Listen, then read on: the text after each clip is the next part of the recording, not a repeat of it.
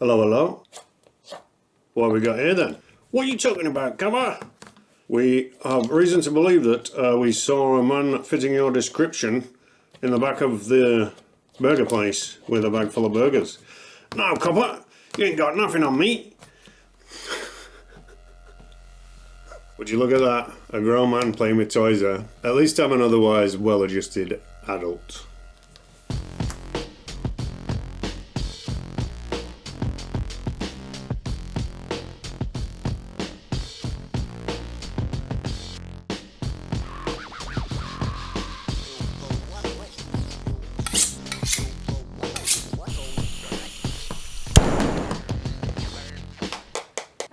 In this video, you'll see me reimagine the iconic Big Mac, but instead of going up, I went outwards. I actually found out that maybe there's a scientific advantage to having a longer burger. In the process, I also learned how to make my own perfectly melting cheese slices. And if you would like to know how to make your own cheese slices for burgers and sandwiches using any cheese you want, stay tuned. There's also a bonus recipe at the end of the video using this technique. I'll give you a clue. It's the miggity mac daddy. It's the miggity mac daddy. And the only specialty ingredient you need is this sodium citrate. Available on Amazon. Roll on with the food. Only marginally more time consuming than driving to the supermarket and buying cheese slices, but with the added benefit of being able to choose whatever cheese you want and not eating little garbage flaps. Put a flat tray with either a silicone mat or a little bit of oil if you don't have one in your oven on the lowest setting it'll go. On a very low heat, add the water and the sodium citrate. The sodium citrate will naturally dissolve, just shake the pan a little bit to help it along its way. Then slowly introduce the cheese a handful at a time. And remember, very low heat. We're just melting the cheese. That's all we're trying to do right now. After you've put half of your cheese in the pan already, give it a blitz with your immersion blender if you have one. If you don't have one, then you can try whisking it really furiously. A link to a very affordable immersion blender will be in the description, but I highly recommend you pick up one of these things. They are the most versatile kitchen tool I own. After a little bit of blending, you're going to see it already taking its shape. It'll be like a shiny, beautiful looking cheesy liquid that looks like a pan full of nacho cheese. Then you can slowly start introducing the other half of your cheese. In my case, I used half mozzarella, half sharp cheddar, just to mellow the sharp cheddar out a little bit. But you can go all full sharp cheddar. You can use any bloody cheese in the world that you like, as a matter of fact. Is your cheese. Try and resist the urge to just spoon this stuff straight into your mouth. Having that tray in the oven warming up is going to allow us to shape the cheese before it sets. This stuff sets quite quickly. Try and pour it out on as even of a layer as you can. I recommend a rubber spatula to get all of the cheese out. In retrospect, I think it's a good idea to have a pan of hot water to keep dipping the spatula in, because it kind of stuck to the spatula and was a little unwieldy. But I got there in the end. Once you've got the cheese as flat as you possibly can, you'll want to cover the whole thing up tightly with some plastic wrap and then place it in your fridge as level as you can for at least an hour. After that hour, you can remove the tray. And if you're using a silicone mat, you can take the mat out to cut it up. If you've used just a little bit of oil, just cut the cheese straight in the tray. Cut it into 6 equal slices. Then put each slice on a piece of parchment paper, layer them up, stick them in a container, and then refrigerate them till you are ready to use. If you cannot wait to try these bad boys out, I highly recommend you get yourself some bread out of the pantry and whip up a grilled cheese sandwich. Here's one I made myself. The only thing that beats perfect meltiness in a cheese slice is a slice of real cheese that melts perfectly. And now that you know how to make these, you can experiment with all kinds of different crazy cheese slices. Putting the back in Big Mac, I made this sauce nice and chunky and a lot fresher tasting than its counterpart. You can use any tomatoes you want, but I always usually go with cherry tomatoes for things like this, mainly because they're usually always on sale. Get a pan on the heat medium to low with some neutral cooking oil and sweat off your shallots. We want to get a slight caramelization out of these. A sprinkle of salt will help bring the sugars out.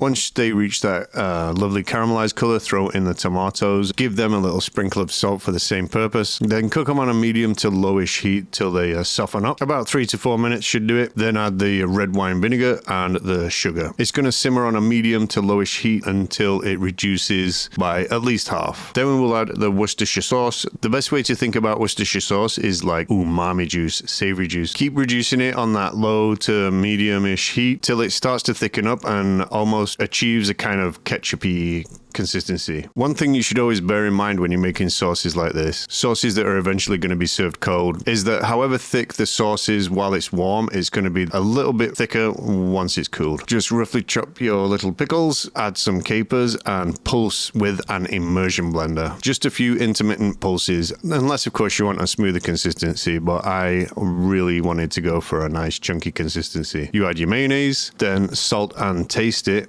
For me, this needed sweetening up, so I added molasses. It's in the description and I recommend you just do that at the end anyways to taste. The molasses will add a very distinct sweetness to it, but regular old sugar will suffice as well. And can also be omitted entirely. It depends how sweet you want the sauce to be. I think a big part of the Big Mac's taste can be attributed to sesame seeds and iceberg lettuce, but I mixed it up a little bit. Toast some sesame seeds off in a dry pan on low heat and then set them aside till later. Cut some iceberg lettuce nice and thin and set that aside as well. If you are grinding your own meat, proceed to do so now. Don't forget to put your metal grinder parts in the freezer for 30 minutes prior. If you're already using ground beef, then skip straight to this step. Form them into lovely little meat oblongs. You do want to pack them fairly tight, but not too tight, because we still want juice to populate the nooks and crannies inside. The little indentations that you see me do on top of the burgers are to prevent the burgers from bulging out when you put them in the pan. I found some lovely soft white hoagie rolls in the supermarket and just brushed them with unsalted butter and give them a toasting in a hot dry pan, medium to high heat, till they're nice and golden on both sides. These will sit to the side as you cook off your oblongs of joy. As with any burger you ever make, wait until you're about to cook it before you season it. Season one side liberally with some kosher salt and cracked pepper, and then add to an already heated to medium high heat pan and season with salt and pepper the other side until one side is lovely and golden like this you see here. If you have a little handheld blowtorch like me, it's a nice idea to get the side sealed, but you can just flip it on each side if you're very careful. Look at that lovely Maillard reaction. Now add one of your perfectly melting super cheesy cheese slices and allow that baby to just melt on a low heat in the pan. Apply your sauce to your soft yet golden hoagie. Add a squeeze of lemon, the sesame seeds, and some sea salt to the iceberg lettuce, and assemble. Now, this is what I meant in the beginning of the video when I said a scientific reason for a longer burger. I might just be imagining it, but the shape of the burger, it seems to allow more Maillard reaction. Maillard reaction is what adds those added extra flavors most desired in a burger.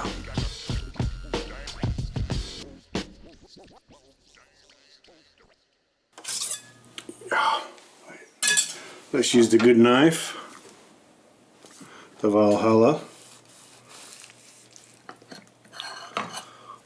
Oh, look at that. It's long, it's cheesy, house-made melty cheese, house-made Big Mac sauce.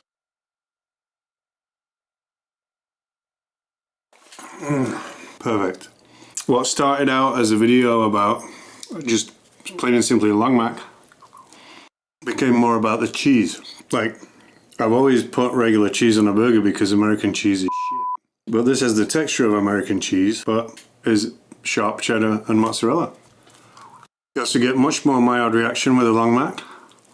Let's face it, even though this is called a long Mac, it's still bigger than a Big Mac. Think about a Big Mac that's a puny little piece of meat like that, shitty American cheese, sauce out of a massive tub that's been churned in a factory by a big robot with a red fucking nose. Have a nice little look at that. This bite I'm about to have. Look at that bite. Whoa. Look at this bite. Can you see this bite? Look at all the extra maillard you get. You get that extra acidity with the lemon, the toasty of the sesame seeds, the house-made cheese slices, and quite frankly, far superior bread. Why would you ever eat a regular Big Mac again? It's the return of the Mac. It's the return of the Mac. Everyone has at one point tried to make mac and cheese at home, or they've eaten it at a restaurant in some fancy version or other, but it never quite tastes the same as those available in the supermarket. The former has superior texture, silky and mouth-coatingly cheesy, while the latter has the superior cheese, but usually has a starchy texture. Using the sodium citrate, you can have both. This isn't just perfect mac and cheese, it's also easy as well. Totally optional, but recommended is some bacon to go on top of said mac and cheese. I used a cheeky little packet of pancetta, just rendered it off in a nice hot pan on medium to high heat, and then transferred to a paper-lined dish for usage later. First thing you need to do is cook off your macaroni. Add a teaspoon of kosher salt to some boiling water, and then throw in the elbows. You can use any shaped pasta you want, but elbows got that special mac and cheese vibe, you know what I'm saying? Cook them off for about 5 to 6 minutes, or until they are al dente. You test this by just eating a little piece of it, and if it has a slight bite to it, you're good to go. Strain them off and set them aside. Do not rinse these. Now to make the sauce, add the milk to a saucepan. Then add the sodium citrate and whisk it in until the sodium citrate has dissolved. This is all on a low to medium heat, by the way. Slowly introduce the cheese bit by bit, just like you did with the cheese slices. And I chose to use a whisk here just to see if it was possible to use. And I just added it in a bit slower until it came together all nice and silky. Added the macaroni, mix it all together till it's all cheesy and good. And it's basically done now. Mange, eat that bad boy. You don't have to wait to cook out starches. And for the most part, this is made entirely of cheese or, you know, milk, which is like liquid cheese anyways. Top it with your bacon, some cracked pepper, and then stick it into your macaroni hole. Thanks for watching. I'll see you next time.